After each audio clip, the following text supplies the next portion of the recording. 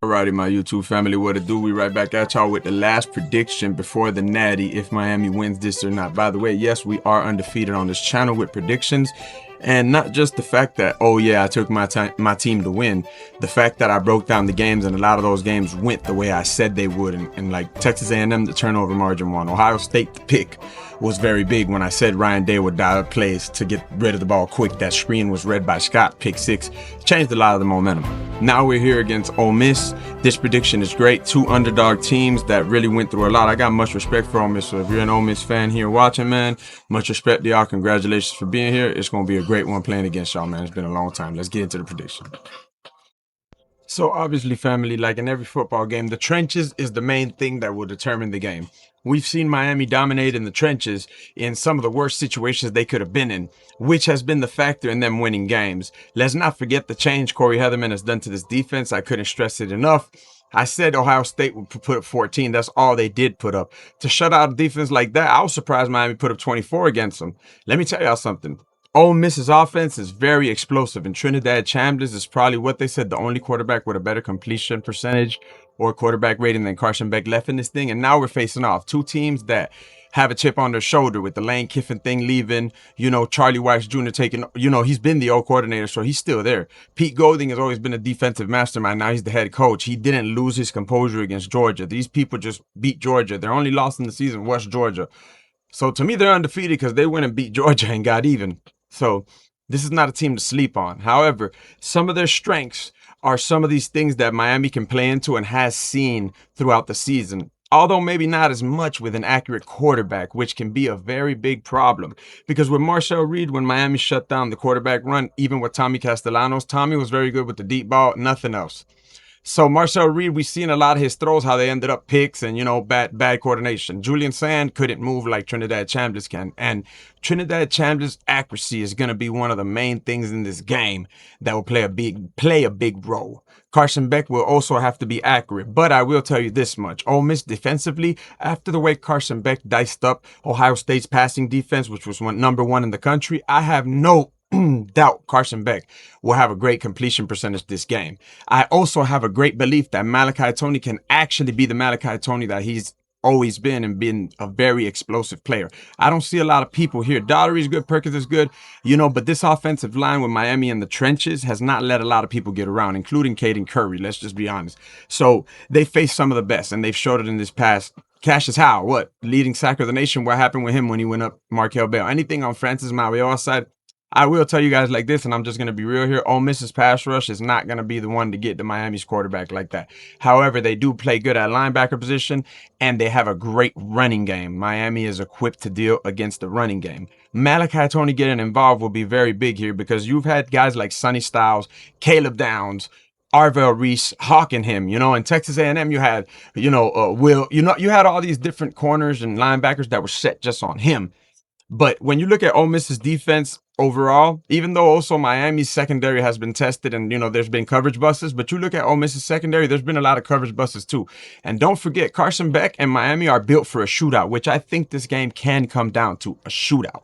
But Trinidad Chambers' scrambling ability and being accurate at the same time, there was some times where he almost put the ball in harm's way and was supposed to be a pick. The defender didn't come up with it. Miami, you make that mistake against them, they are one of the leading nation teams in interceptions, which could change the whole dynamic of this game. Rushing, stopping the run game will be very essential here. Okay, Kuan Lacey, man, he's one of the best running backs in the nation. It's not too hard to know that. But Ole Miss's running defense is not as good as Miami's rushing defense. Miami has been able to stop the rush of a lot of great teams, guys. All right. And quarterbacks running through them. Yeah, they've gotten some plays and extended some plays and used that. But Miami hits really hard. And I've said this enough already. Once you start getting hit by Miami, like the best wide receiver duo was Ohio State, Carnell Tate, Jeremiah Smith. Jeremiah Smith had a lot of yards in that game. But when that field shrunk, what happened? It's not the same anymore, guys. You're not going to stay as open. You don't got that much green grass. Miami is very good at making tackles in the open field. Ole Miss is going to have to do a great job at breaking tackles. However, they are a little bit smaller, maybe faster, but smaller in the wide receiver duo. So when Jacoby Thomas and these safeties like Poyer come and hit you, in transition of you making a pass or getting a completion and these corners are on you, Ethan O'Connor's a very good man coverage cornerback. But I will tell you this much. Miami's rush defense will be needed to step up here. We have to stop the run game with Ole Miss's explosive offense. Now, moving on. We're going to start this and finish it the same way it came because it's so simple. If Miami wants to win this game, they're going to have to win this game in time of possession. Ole Miss strives off scoring in every drive, and they have a very explosive offense. Obviously, Miami's going to have to show Chambliss some pressure like they've been successful to do in this whole season and give different looks pre and post snap, right? Where they did a great job with Ohio State when you saw like it's 5 people at the line, but only 3 actually go in. Ruben Bain and Mesdor will line up on one side. But I will tell you the key to this. When Ole Miss sticks to its tempo and tries to tire Miami out, which I feel will be their game plan, Miami has to do a good job of keeping their offense as long as they can on the field with running, getting first downs, and taking their time. Time of possession. Keep this game at your pace. Keep this game controlled. Carson Beck, take the completion. If it has to turn into a shootout, it will be. You're gonna get some open opportunities here with Malachi, C.J. Daniels, and a lot of other receivers. Maybe even more. Gets a shine on JoJo Trader. I do see a lot of actual good receiving plays from both teams. You know, you got Stribling, you got Deuce Alexander, you got Wallace, man. You got some great receivers over there in Ole Miss. So you can't just let this guy extend and make plays the way he did against Georgia. If you do, we will lose this game. I'm telling you now. If you cannot get after Chambliss and stop at least 40% of what Georgia couldn't, 40% is all you need to do. Give him enough pressure for 40%. So the key for Corey Heatherman is the set of packages, blitzes he sets up to not give up explosive plays, right? And more than anything, if Corey Heatherman's going to dial up a good play, obviously a quarterback spy will have to be there, but rotation in the D-line, okay? Because if they're going to play at a hyped up tempo, our offense is obviously going to try to do the opposite, win the time of possession, and make them count. Don't switch, like, it has to be a touchdown. Don't give them a field goal and they get the touchdown. You have to touchdown, take your time going down there. Control the pace. The defense will do its job. For sure, it will do its job. Now, if you have rotation on the D-line, that's where you're going to have the edge. Because if these guys start tiring you out because they want to take 80, 90 snaps a game, which is what they're going to push to do because they know, hey, if we can tire Miami out, we've seen teams catch up to them later on in the game. So they'll try to do that. So rotation is big. And Marquise Lightfoot is one of the best defensive linemen I like to get after quarterbacks with his speed, his size, his length, y'all. Marquise Lightfoot is, I think, a key to this game on defense. Rotate these guys and let a guy like him get after Chambliss because he has a lot of speed, like Mesidor too. Bain's going to disrupt the pocket no matter what and help with the run game. All right. So yes, the D-line giving them pressure is a must. Stopping the run is a must. The linebackers are great at that. Hitting hard is a must. Winning the turnover margin is great. But number one priority is holding that rush down. If you stop Jeremiah Love and Jadarian Price, you can stop Quan Lacey. All right. He just came off a shoulder injury. He fumbled, as a matter of fact, through that shoulder injury, through that shoulder when he got hit. So you have to hit as hard as you can, how you have been doing, and play tough football. Ole Miss, however, they're very accurate, man. So these wide receivers, they already know how their quarterback plays. And on defense, they are trying to get after you, man. They are trying to be aggressive. They know what's on the line.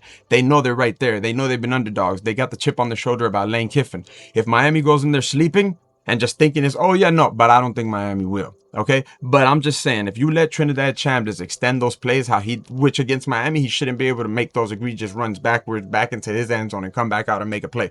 That just shows you he extends plays and his receivers understand his gameplay and they get open for him. And then after they get the ball, they're so fast, they make explosive plays. All right, y'all. So yes, getting out the Chambliss is the main thing. If you make it, it has to happen early, making him uncomfortable like you did with Sam. They came in the game, giving him a sack. It has to happen early. And Trinidad Chambliss is not the tallest guy. You got Ahmad Moulton coming through the middle. David Blay. You got a lot of great people that have size. So when he tries to make his throws, deflect passes will be a main thing and get after him. He is not a tall quarterback, okay? He's just pretty fast. And it's not the speed that I'm worried about because Marshall Reed, I would say, is faster. It's the accuracy of his throws when he extends plays. So the cornerbacks for Miami, Ethan O'Connor, Frederic, Brantley, all these guys have been really good at doing their jobs. All right. So if you're going to run man coverage, you got to make sure you stay on that man. But if you want to drop one extra man back with the spy and rush 3, but you keep somebody on that spy, like a Lightfoot or like a, you know what I'm saying? Even Toure, but the Saint would be my favorite spy because he's a linebacker with power and speed, y'all. So that's how I look at this game. You got 2 great teams that are going to coach, but I really believe Miami will come and punch in the mouth like they have. I mean, look at what they did to A&M. The best third down conversion team in the country where you can't get in third and longs. They were able to pull that off and get that win, overcome that adversity. Ole Miss is a great team. And I have much respect for them as underdogs too. Actually, Miami's -3.5 on this one. I think this would be a pick'em game, honestly, because like I said, Chambliss has been playing his ass off, man. And if you can't stop him, you can't stop their offense. But the only way after that would be Miami having to have a shootout. And they're completely equipped to do it because the secondary is not going to be like Ohio State's secondary. It's not going to be like maybe even Texas A&M's secondary or front seven. For sure not front seven. And Miami's O-line will play a key role because Miami's O-line doesn't lose battles. So these trenches is probably what's going to be Miami's edge in this game. If you let Chambliss just run all over you and do what he wants to do, if you let this team control the tempo and play the game at their pace, Miami could definitely lose like they did to Louisville on a 24-20 basis. You know what I'm saying? But if Miami's defense, how they are hungry and how they've worked together, they've gotten better throughout the year, and they've clicked more, communicated better. The defense is healthy. I'm hoping for Frederic to be completely healthy. If Damari came back, that would be even better. Beck is on a generational run. His draft stock has only risen. So if I had to take obviously Ole Miss to be the win, it would be a win like 24-20 with Beck having a poor performance, which I don't see. Louisville was very good at disguising and doing what they did, and they caught Miami by surprise. I think Miami learned a lot from that game. You won't get them the same way on this playoff. Dawson has studied Ole Miss, the way Dawson dialed up for Ohio State and the way they're bringing that pressure. Malachi was stopped by Ohio State with the pressure Ohio State's hitting with. You know, Caleb Downs made him fumble how many times? You don't got a Caleb Downs back there. I can see Malachi Tony exploding and having a shootout if it need be, y'all. So I'm going to take Miami to win this game 27-21, y'all. That's my score prediction, y'all, on it. And if they let Trinidad Chambliss have the day of his life, I see them losing 24-20. But I take Miami winning 27-21, going to the Natty against Fernando Mendoza, which will be very iconic because Fernando Mendoza's from Miami, and now he's going to play his hometown. Now, that game in itself, that prediction is going to come a lot earlier, y'all. And I know this is last minute, and that's why I'm closing it out for y'all. I appreciate y'all support. Dumb love. Ole Miss, good luck. We'll see y'all there, baby. College football.